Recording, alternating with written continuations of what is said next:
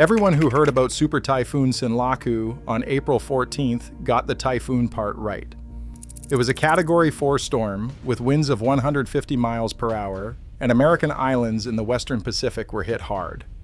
But at the exact same moment the eye was crossing Tinian and Saipan, a dam in Michigan was 13.75 inches from its evacuation trigger. Tornadoes had cut through Kansas, and the East Coast was breaking April heat records from Richmond to New York. 4 simultaneous United States emergency fronts, 1 federal coordination apparatus, and the coverage treated each one as if it were happening in its own separate world.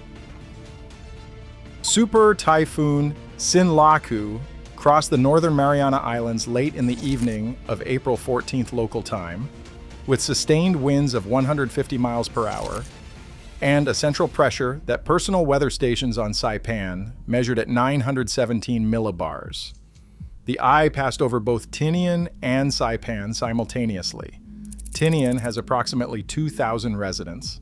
Saipan has approximately 43,000 residents.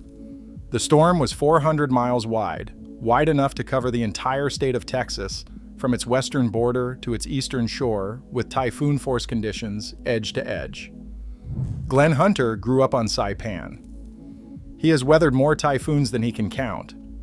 When Sinlaku crossed, he watched at least 3 tin roofs fly past his yard through the rain seeping through every crevice of his concrete home. He told the Associated Press, "I'm guessing anything that was made of wood and tin did not survive this."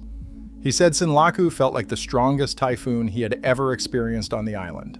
Then he added the detail that changes everything else. Saipan's economy had still not recovered from the last super typhoon that hit the same track. That was Yutu in October 2018, 7 years earlier.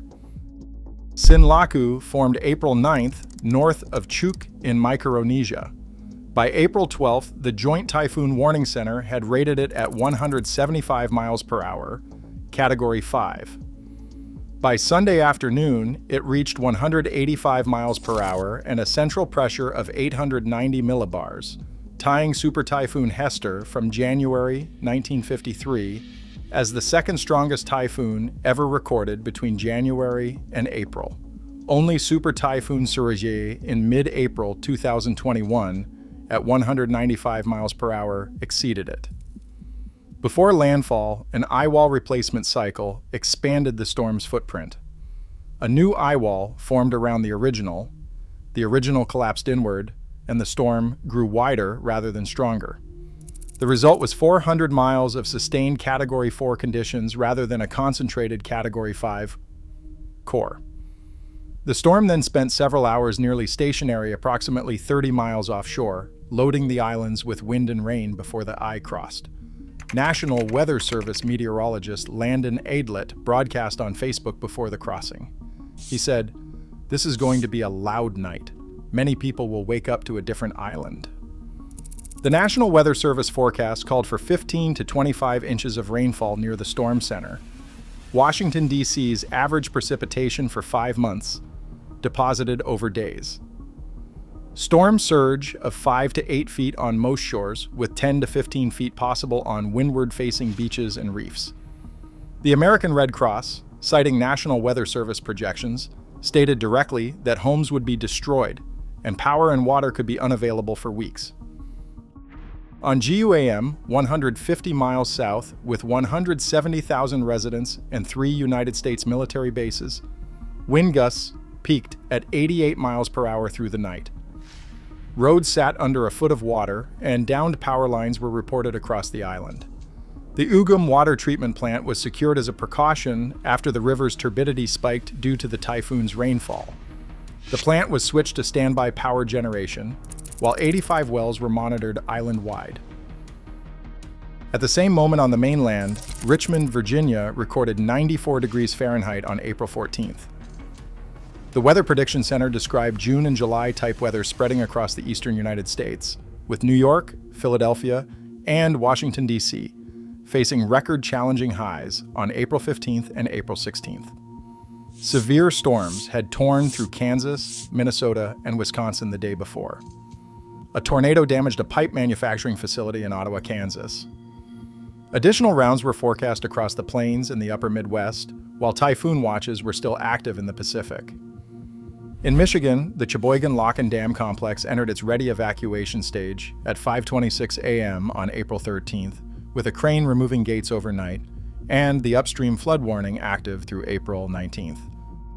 FEMA's damage estimate for the Northern Mariana Islands from Yutu in 2018 was just over $1 billion, adjusted to 2026.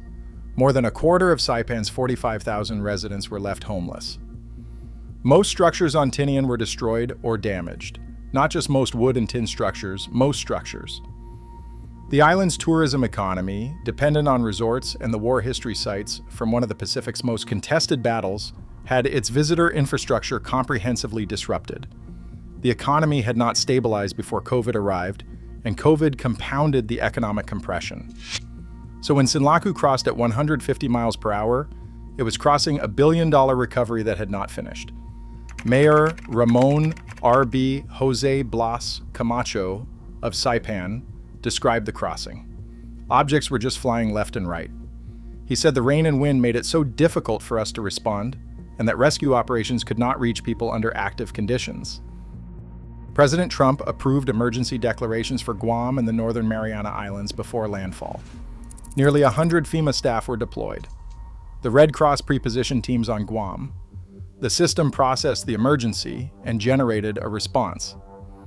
But Tinian and Saipan together have no voting representation in the United States Congress. Their combined population of 45,000 is smaller than many individual city neighborhoods in the city's dominating mainland coverage that same day.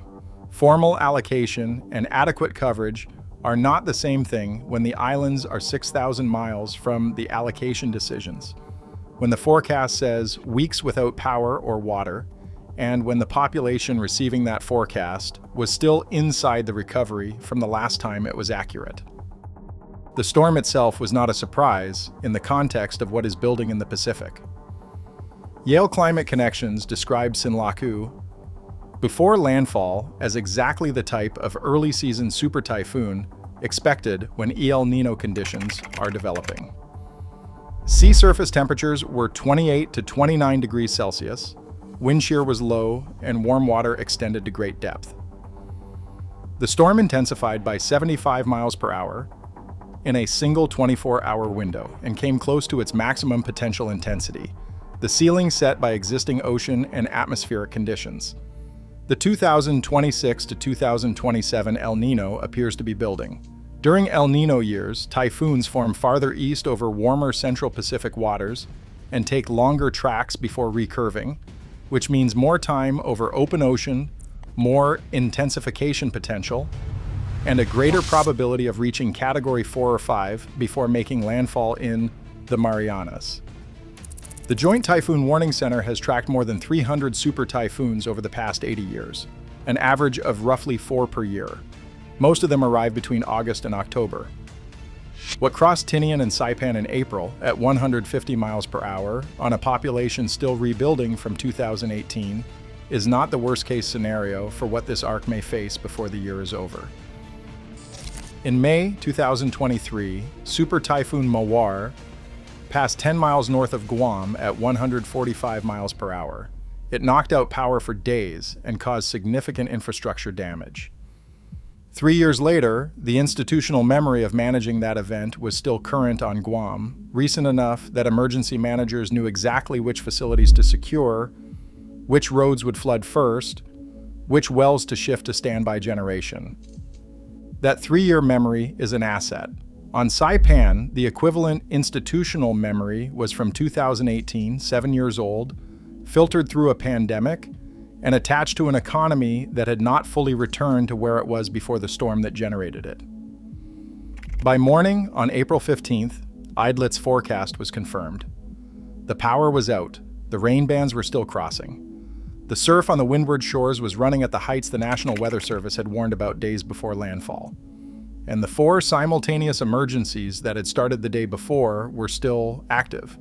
The heat pressing toward weekend records on the East Coast, the Michigan Dam still at its ready threshold with the upstream basin still draining, the tornado damage in Kansas still being assessed, and the islands of Tinian and Saipan beginning to inventory what Sinlaku had left behind.